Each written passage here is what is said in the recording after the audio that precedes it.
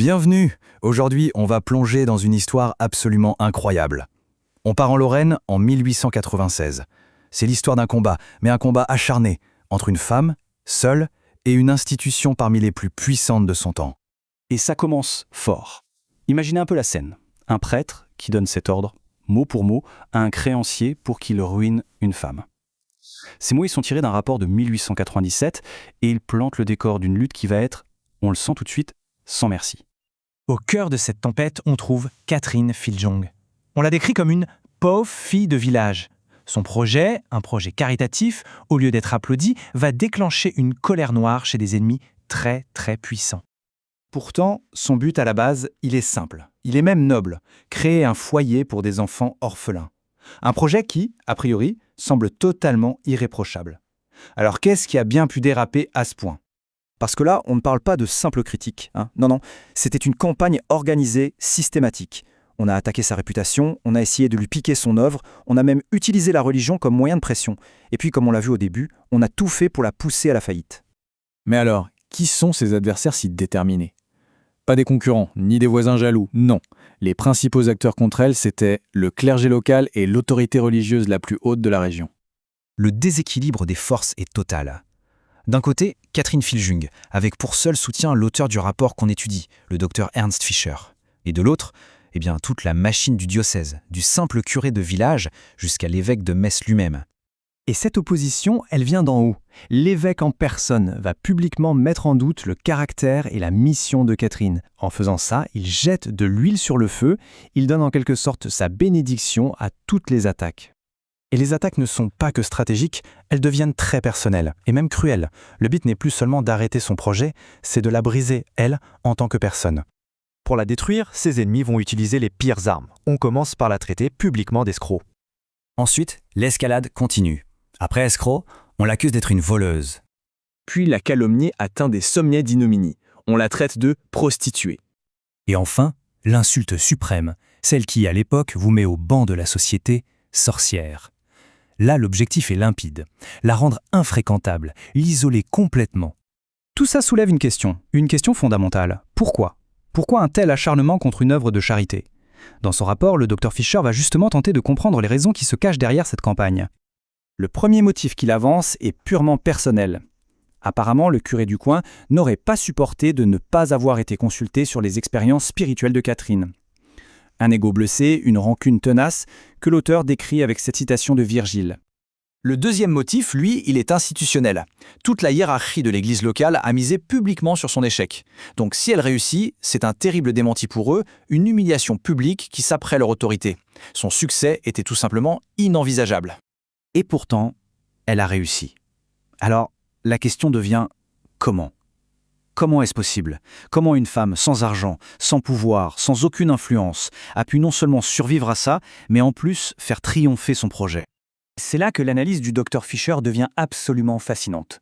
Pour lui, le succès de cet orphelinat est un événement qui, tout simplement, défie toute explication logique et humaine. Sa démonstration, c'est de la pure logique déductive. Il part d'un postulat. Un être humain agit par intérêt, pour le plaisir ou pour la gloire. Or, Catherine, dans son projet, elle n'a récolté que la pauvreté, la souffrance et les insultes. Donc, aucun motif humain ne tient la route. Ensuite, les moyens. Elle n'en avait aucun. Ses adversaires, eux, avaient tout. La conclusion, pour lui, elle est donc inévitable. Une œuvre qui réussit sans motif et sans moyens humains, face à une opposition pareille, doit forcément avoir une origine qui la dépasse. Et voilà sa conclusion, cash. Pour l'auteur, la seule explication à ce succès qu'il qualifie de miraculeux, c'est une intervention divine. Le doigt de Dieu est là. Mais bon, au-delà de l'interprétation religieuse, cette affaire a laissé des traces bien réelles. Le docteur Fischer se penche aussi sur les injustices flagrantes qui ont été commises et sur les aspects plus juridiques. Le rapport, il démonte point par point les accusations officielles de l'évêque, et il le fait en l'utilisant le droit de l'Église lui-même. Il prouve qu'aucune permission n'était nécessaire pour une simple œuvre de charité, et qu'un projet de couvent, ce n'est pas la même chose qu'un couvent établi, et que ça n'a donc rien d'illégal. Bref, les accusations officielles ne tiennent pas debout. Mais le plus grave, c'est le coût humain. Cette guerre a fait des victimes collatérales. 2 prêtres qui avaient osé la soutenir ont vu leur vie complètement brisée. Ils ont été exilés, ruinés, sans même avoir droit à un procès. Tout ça sur la base d'accusations que l'Église elle-même a fini par qualifier d'incertaines. Une injustice qui n'a jamais été réparée. Et c'est sur cette interrogation qu'on va terminer. L'histoire de cet orphelinat de Budingen nous laisse avec une question qui, elle, ne vieillit pas. Au-delà des croyances de chacun, quand on voit une bonne action se faire attaquer injustement, quelle est notre responsabilité? Une question qui était valable en 1896 et qui l'est tout autant aujourd'hui. Bonjour et bienvenue. Alors aujourd'hui, on plonge dans un document assez exceptionnel. Une archive qui date de 1897. C'est ça. C'est un chapitre du rapport annuel de l'Institution chrétienne d'entraide à Budingen, en Lorraine, et c'est rédigé par le directeur lui-même, un certain Dr Herz Fischer, qui était aussi professeur d'université. Un homme de science, donc. Exactement. Et l'objectif qu'on se donne, c'est de décortiquer un conflit local, mais d'une intensité vraiment rare pour la fin du XIXe siècle. Oui. D'un côté, on a une femme, Catherine Filjong, elle fonde un orphelinat. Et de l'autre, les autorités de l'église locale. Et loin de l'aider, Elle semble tout faire pour la détruire. c'est exactement ça. Oui. Et ce qui est frappant d'emblée, c'est que ce document, c'est pas du tout un rapport administratif classique. C'est un véritable plaidoyer, une pièce à conviction. Ah oui, L'auteur, il ne raconte pas juste les faits, il veut prouver qu'elle est victime d'une campagne de persécution. Et la question qui saute aux yeux, c'est pourquoi? Pourquoi une œuvre de charité a priori admirable a pu provoquer une telle hostilité de l'Église elle-même? C'est tout le mystère. alors allons-y. Entrons dans le vif du sujet. Le rapport décrit comment cette persécution se manifeste. Et on comprend vite que ce ne sont pas de simples désaccords. Ah non, on est bien au-delà. Le texte emploie des mots très très forts. Il parle de, je cite, lésion de l'honneur, de la réputation et des biens matériels. Concrètement, ça veut dire quoi? Ça veut dire qu'on a essayé de restreindre sa liberté, de l'empêcher de voir qui elle voulait, et même de la faire expulser de son propre orphelinat. Celui qu'elle a fondu. C'est violent. Mais ce sont les méthodes qui sont peut-être le plus choquantes, non? C'est là que ça devient glaçant. Ce n'est pas juste une opposition, c'est une guerre psychologique. Le rapport dénonce l'usage de la contrainte et même l'emploi des sacrements comme moyen de pression. Attendez. L'emploi des sacrements? Oui, on est en pleine coercition spirituelle. Pour la faire plier, on la traite publiquement de pécheresse, on la menace de lui refuser les sacrements. L'idée, c'est de l'isoler, de la briser, pour qu'elle abandonne tout. Utiliser la foi comme une arme, c'est une accusation gravissime. Est-ce que le rapport reste vague ou est-ce qu'il nomme des gens? Oh, il est d'une précision redoutable. Il pointe un homme, en particulier, le curé de Putélange, et pour prouver ce qu'il avance, il cite une phrase que ce curé aurait dite. Et qu'est-ce qu'il aurait dit? Alors, tenez-vous bien. À une créancière de Catherine Filjong, il aurait dit « Poursuivez-la, faites-la couler, vous nous rendrez grand service Pardon? Faites-la couler? » C'est écrit noir sur blanc dans le rapport. Noir sur blanc. Ce n'est pas une interprétation, c'est la citation exacte. La brutalité du propos est sidérante. Il n'y a aucune ambiguïté. C'est un appel à sa destruction. Mais pourquoi? Qu'est-ce qui peut bien motiver une telle haine? Le rapport avance des hypothèses. Il en explore deux qui sont sans doute liées. La première, elle est institutionnelle. L'auteur suggère que si l'œuvre de Budingen échouait, ce serait en fait une victoire pour l'autorité de l'Église. Une victoire? Oui, parce que si elle réussissait contre vents et marées, ça aurait été, je cite, un terrible démenti et certes une profonde humiliation pour tous ceux qui s'y opposaient. C'est une question d'orgueil, de ne pas perdre la face. C'est incroyable de penser qu'une institution puisse en arriver là juste par égo froissé, en quelque sorte. Exactement, mais ça n'explique peut-être pas tout, surtout pas la violence de « faites-la couler ».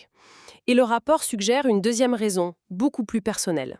Il parle d'une épine au cœur, d'une blessure saignante chez ce curé. Une blessure personnelle. C'est-à-dire, Apparemment, quand les extases de Catherine Filjong ont commencé là, à Putelange, le curé local a été mis de côté. Il n'a pas été consulté. ah, Et pour un homme de son statut, décrit comme quelqu'un qui gérait les affaires de tout le pays, se faire court-circuiter sur un événement spirituel majeur sur son propre territoire, ça a dû être insupportable. une humiliation profonde. Et pour enfoncer le clou, l'auteur cite même Virgile en latin. Ah oui, Oui, Aeternum servant sub pectore vulnus, gardant une blessure éternelle au fond du cœur. Le message est clair. La petite humiliation personnelle nourrit la grande guerre institutionnelle. C'est l'analyse du docteur Fischer, en tout cas. La blessure d'ego qui devient le carburant de la machine à broyer. Donc on a cette femme, attaquée de partout. Comment son défenseur, le docteur Fischer, s'y prend? Il ne fait pas que nier les accusations, j'imagine? Non, il fait beaucoup plus. Il construit une défense presque philosophique. C'est très méthodique.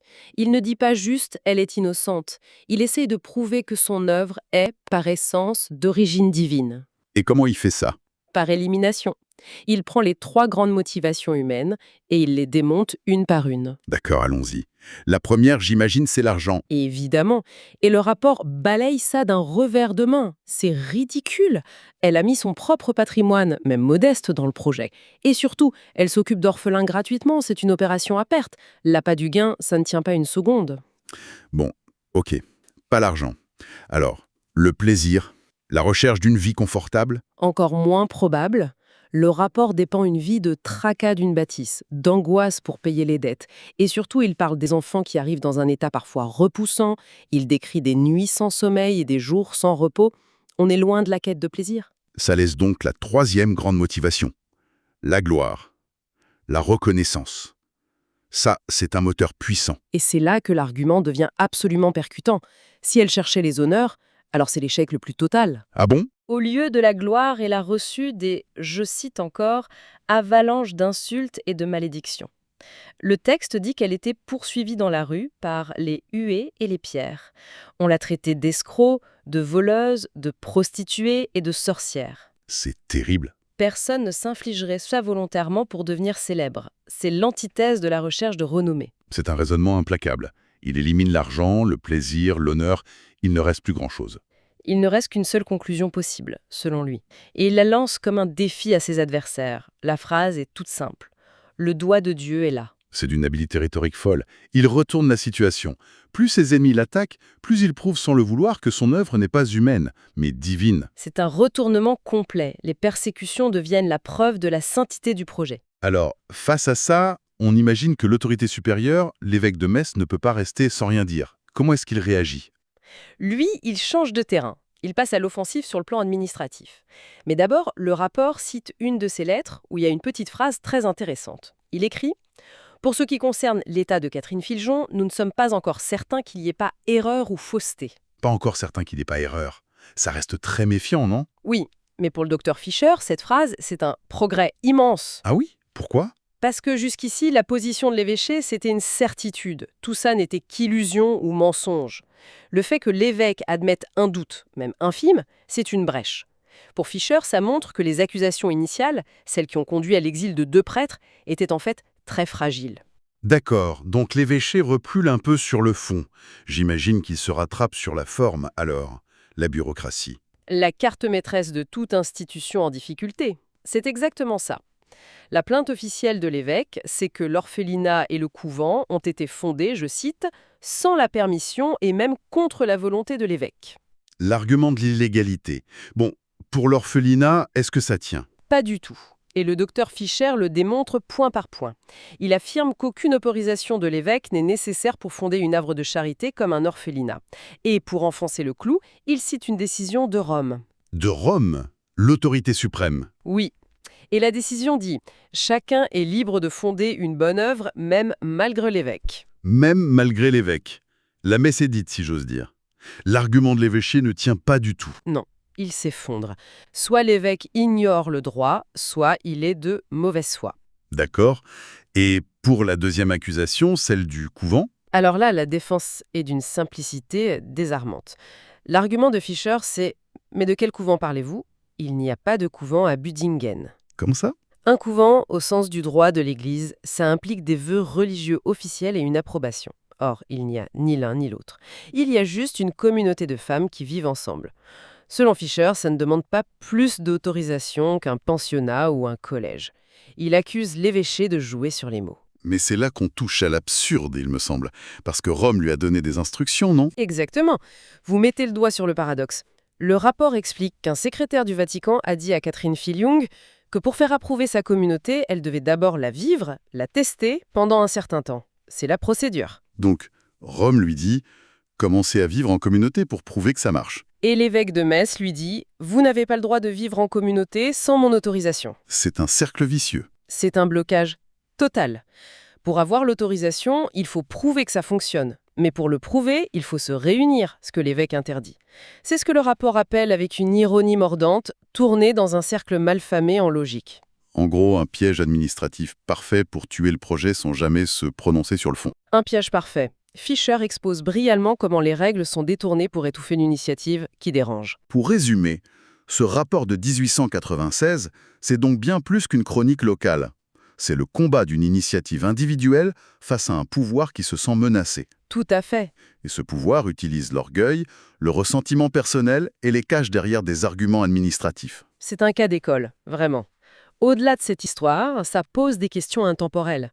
Le rapport de force entre l'individu, une femme qui plus est, et la lourde machine d'une institution. La différence entre la foi vécue et les règles bureaucratiques. Et ça nous rappelle que les grandes organisations sont menées par les êtres humains, avec leurs propres failles. Et pour finir, une dernière pensée. L'argument central de Fisher, c'est que le succès de l'œuvre face à tant d'obstacles est la preuve de son origine divine. Ça ouvre une question plus large, je trouve.